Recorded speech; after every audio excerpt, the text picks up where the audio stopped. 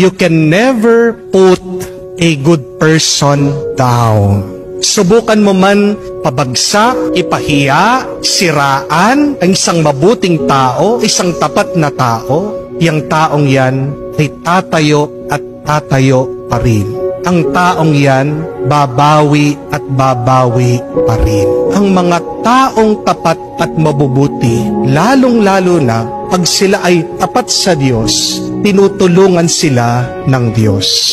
Sa anuman mahirap at mabigat na sitwasyon, ang isang mabuting tao, kaya niyang tumayo muli, kaya niyang bumangon muli sa tulong ng Diyos. Hindi ka makakabangon sa paninira ng ibang tao kung magpapasira ka. Tandaan niyo po yan. Bakit mayroong mga tao depressed, nalulungkot, sumusuko? Dahil sinusuko nila ang kanilang sarili.